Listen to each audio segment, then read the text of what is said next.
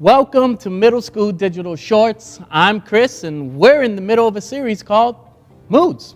And in this series, we're talking all about some of the feelings, emotions, and moods that we experience. And we're diving into what it looks like to handle our moods in a healthy way. A way that doesn't let them control us. A way that won't let them be the boss of us. And before we get into what we're going to talk about today, I have a question for you. What's the craziest thing you were afraid of as a kid? You know, that thing that made you feel like this. Or where you were so scared to be in your room at night without a light on that you reacted a little like this. Or maybe you were scared of weird clowns or crazy cartoon characters on TV and they made you feel exactly like this person.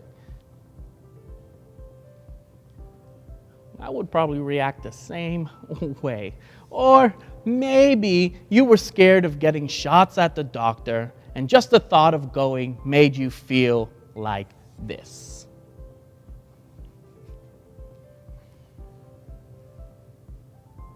Yep. Well, I didn't have these exact fears. I definitely had things I was scared of when I was younger.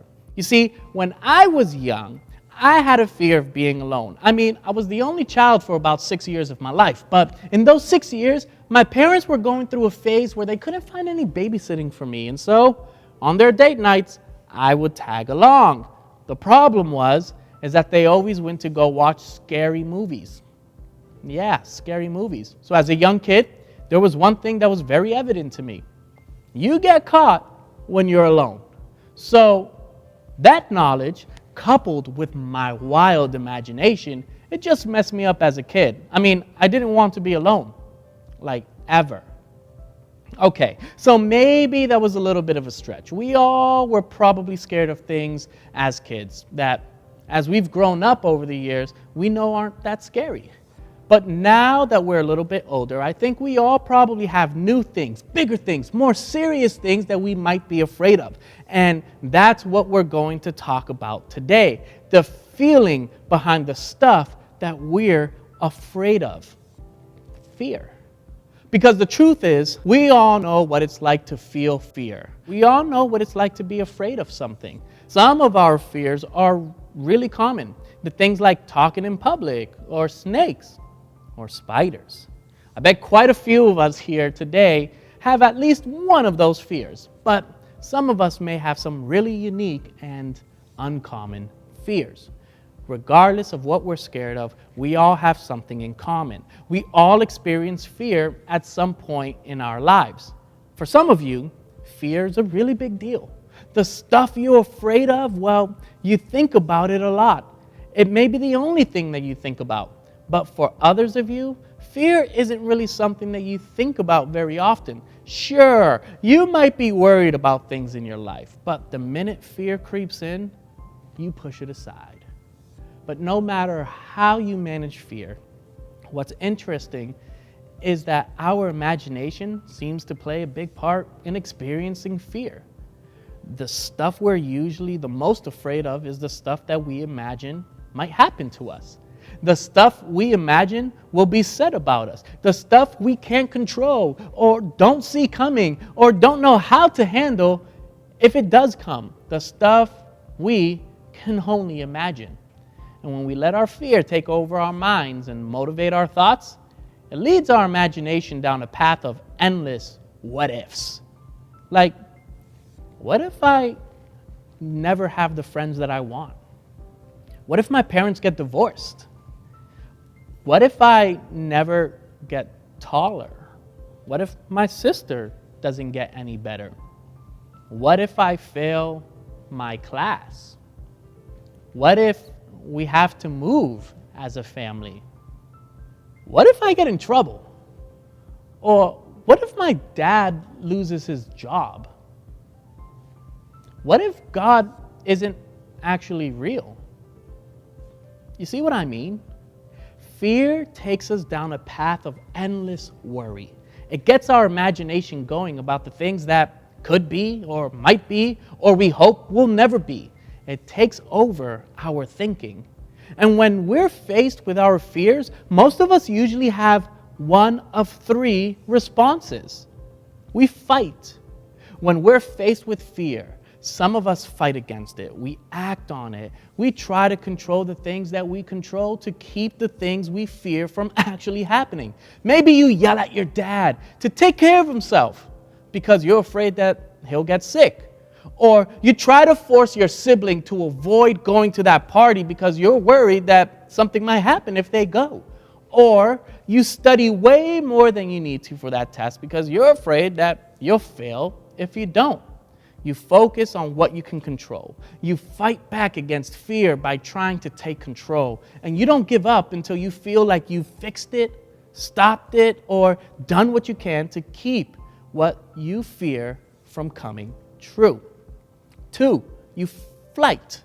Others of you face fear by, not facing it at all. Fear motivates you not to fight back, but to run in the opposite direction. You avoid asking questions because of the fear that it will lead you to doubt your faith. Or you stay away from your friends when they hurt your feelings because you don't want to face the fear that they might reject you. Or you're afraid you won't get the lead in the play or in your dance group, so you just don't try out for it.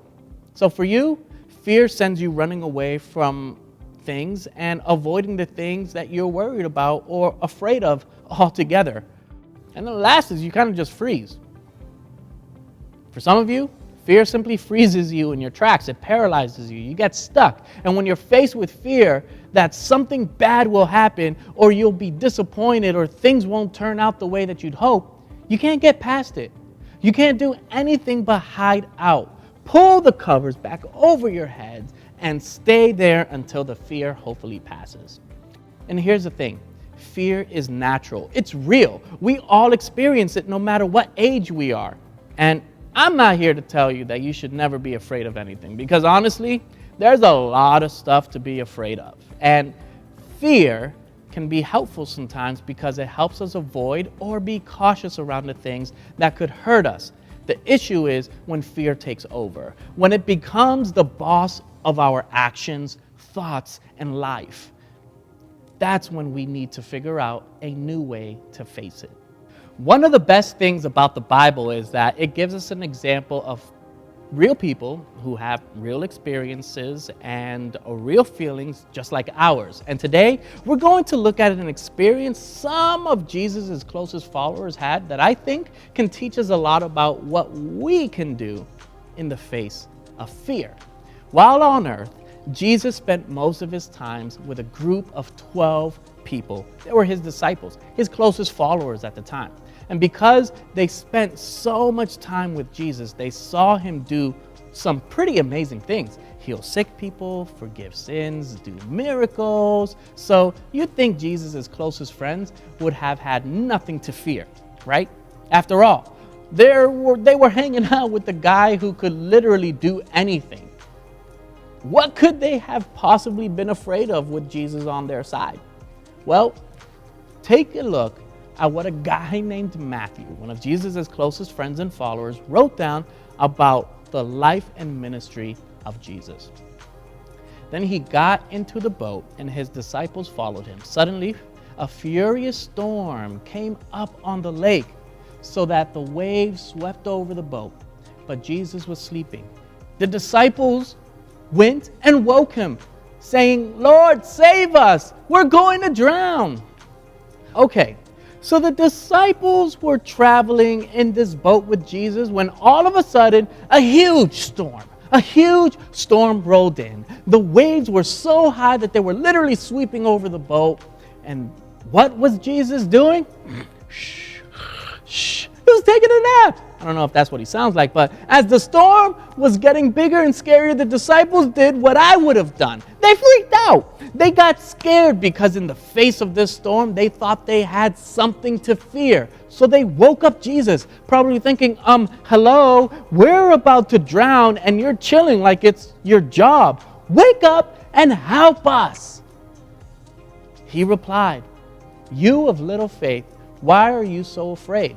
Then he got up and rebuked the winds and waves, and it was completely calm. The men were amazed and asked, "What kind of man is this? Even the winds and the waves obey him." So what did Jesus do? Exactly what only he was capable of doing. He calmed the storm. He took the very thing these disciples were afraid of and stopped it in its tracks. He eased their fears, not just by stopping the winds and waves, but by proving that there was something else we can choose in the face of fear, and that's faith. Look back at what Jesus said to his disciples when they woke him up. "You of little faith, why are you so afraid?" Now, while I can't be sure because I obviously wasn't there, I don't think Jesus said this because he was mad at the disciples. I don't think that he was trying to make them feel bad for not having enough faith. I think he was trying to show them that faith can help overcome their fear. Did these disciples have a reason to be afraid? Well, yeah. They were on a boat in the middle of a huge storm, and that's scary. But Jesus wanted them to know that their fear didn't have to be the only thing that they felt, because there is something or someone who is more capable and more powerful than that fear, and that's Jesus. While we may not be physically tossed around in a storm on the ocean, sometimes our fear can feel a lot like that. But when we experience fear, we have more options than just fight, flight, or freeze. We have faith. That's what Jesus offers us. You see, fear doesn't have to be the boss of you. Fear doesn't have to be the boss of you. And like the disciples, Jesus offers us an alternative to fear. He offers us faith. So what do we do with our fears? The next time we're faced with something to be scared of, what do we do? Well, take a look at one more scripture with me for an answer. Cast all your anxiety on him because he cares for you. What I love about this verse is that it was written by Peter, a disciple of Jesus who was on that very boat in the middle of the storm. So when Peter wrote this, he wrote from experience. He knew what it was like to experience fear. And he also knew what it was like to put his faith in Jesus in the midst of it.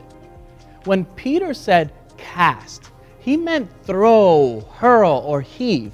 And these are active words. They mean this won't happen by accident. When you feel fear, you have to choose to take it and throw it to Jesus. And why do we do this? Well, we throw our fears on Jesus because he cares for us. And how do we do this? We can pray. We can talk to him about our fears. We can invite him into our fears. We can focus on all the things that we know are true about Jesus. And we can let our faith in his abilities handle our fears. And it helps us overcome them. So this week, that's where I want you to start. I want you to think about what fears you're facing right now, big or small. They all matter here. Write them down. Say them out loud. Put some words to what you're feeling. And then one by one, take them to Jesus. Throw them over to him. Ask him to help you have faith in what he's in control. Pray that he'll be with you in the middle of your storm.